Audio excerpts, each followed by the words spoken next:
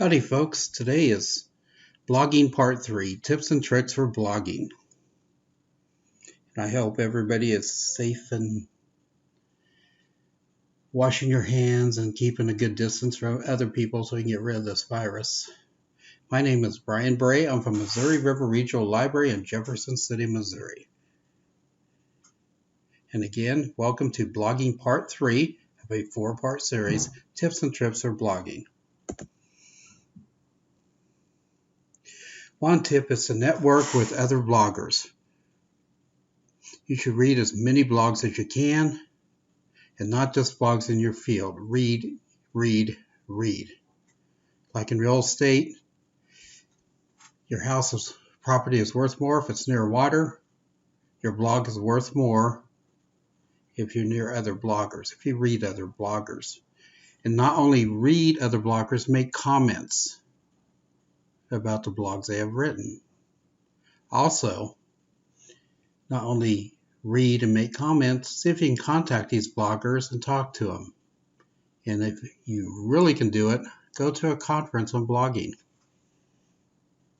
Networking is a great way to get around and get your name out there.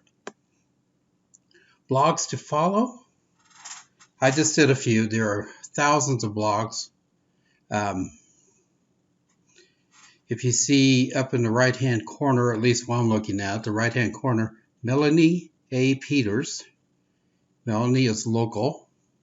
She's a local blogger, and she's actually been at the library and given some great talks about blogging. This is her symbol, and this is where you can find her blog. Her blog is excellent, it's positive, it's informative, and it's one of my favorite all-time blogs. So check out Melanie, and if you're in the Jefferson City area, it's a must that you check out this blog. Joanna Goddard, and her address is there as well. She does lifestyle and better living. She's won awards for her lifestyle blogs, and she, like Melanie, is very positive. So check out hers.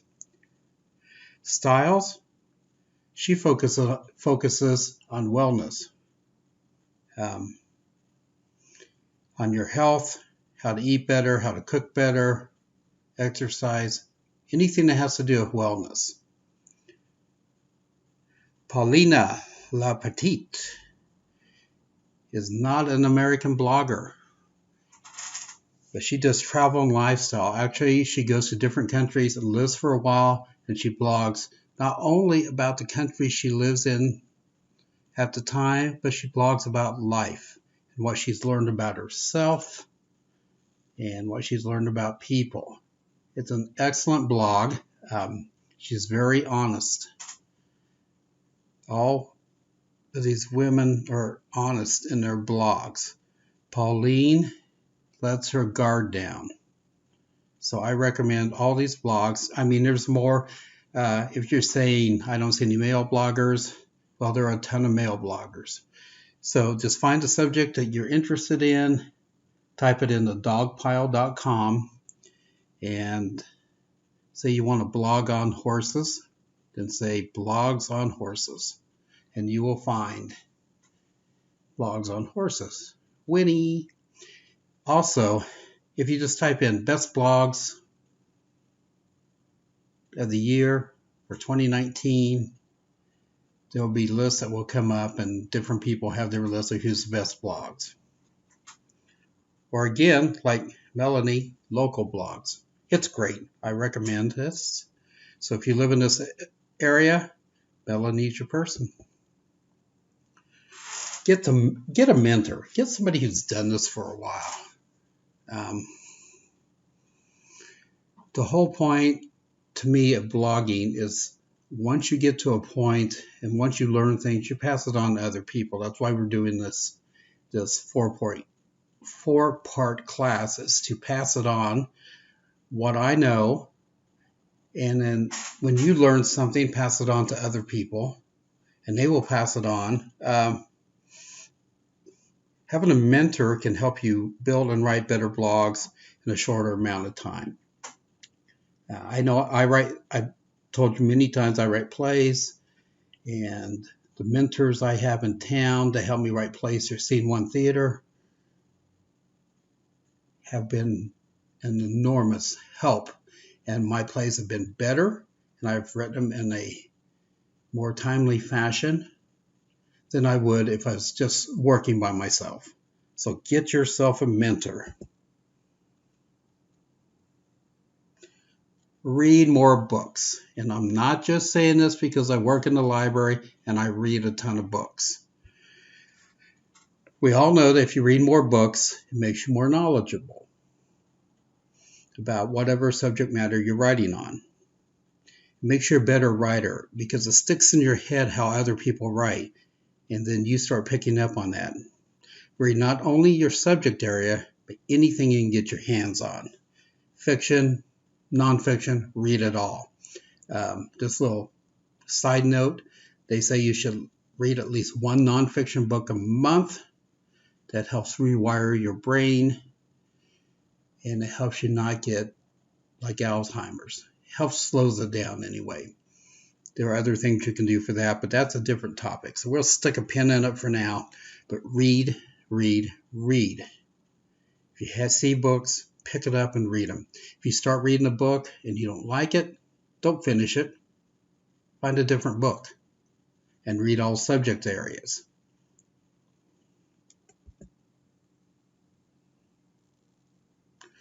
Be consistent. Consistency is the key. People are creatures of habit, and they'll look for your blog at the same time in the same place every week. And so if you post your blog at Tuesday at 7 p.m., always have a blog up at 7 p.m. on a Tuesday. If you write twice a week, make sure you post your blog at the same time. People expect it to be there. And don't try to write too much, because sometimes it's hard. Every person who tries to write, it gets hard sometimes. So don't overextend and try to write too much. One blog a week is great. Some people don't write even that much. It's once every couple weeks, every other week.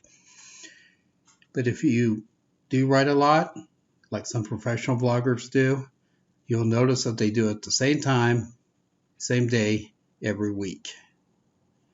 And also on your consistency, it depends on what you write. But if you write about cats, continue to write about cats.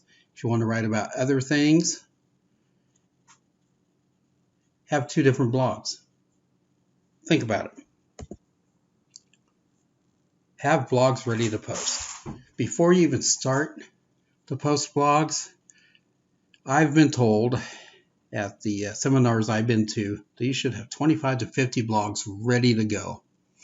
That way you can post, you're being consistent, so you can start posting your blogs.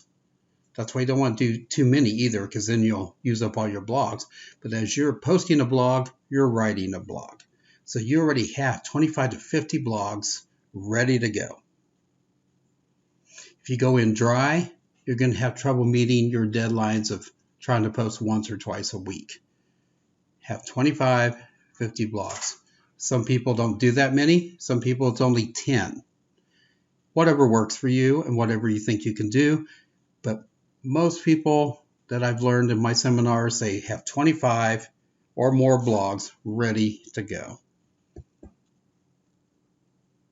We talked about this briefly a second ago. Have a subject matter.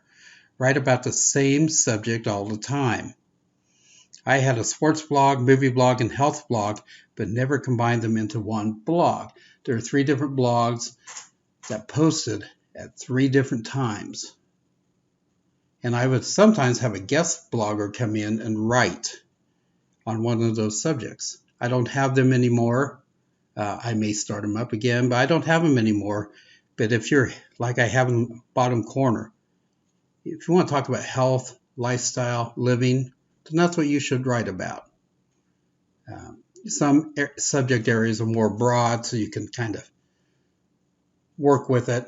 But other things, if it's about dogs, it's about dogs. Crocheting, it's about crocheting. Have a subject matter and stick to it, because if I like your blog and I'm expecting quilting and I go there, you're talking about chickens, I'm going to be disappointed and think, well, maybe this isn't a quilting blog after all.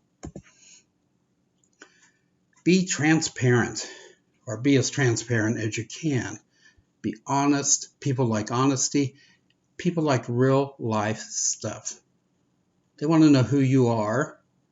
Now, when I say that, you don't go into great intimate detail, because sometimes there are some people you don't want to know.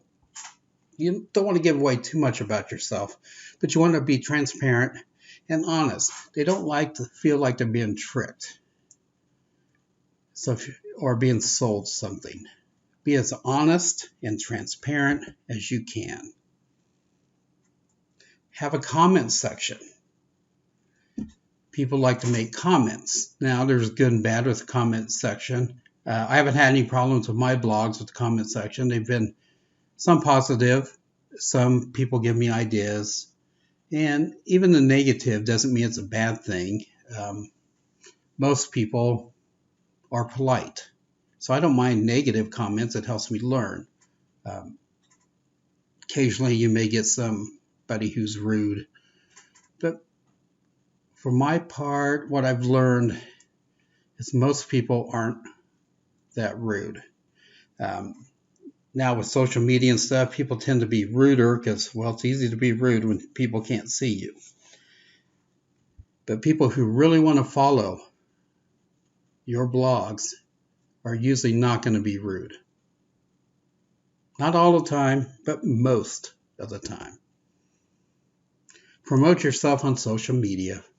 Instagram, Pinterest, Facebook, and there's a Tumblr, and there's a host of other places you can promote your blog. I've noticed a lot of people, and some of the people I mentioned earlier as blogs to go to, I can go to they have a Facebook page, and I can read their blogs on Facebook. It's a way to get yourself out there, and it's a way to it's hard to get people to start seeing your blog and to start reading there's so much out there. It's hard. Social media, it works. Once again, my name is Brian Bray. My address is brayb@mrrl.org. So if you have any ideas for me to talk about, if you want me to read your blog, bounce ideas about your blog off me, email me. I'll be glad to read it. I'll be glad to give feedback. That's what we're here for. I would like to be a mentor if I can. So part 4, which will be coming up soon, will be on vblog, or video blogging. Until then,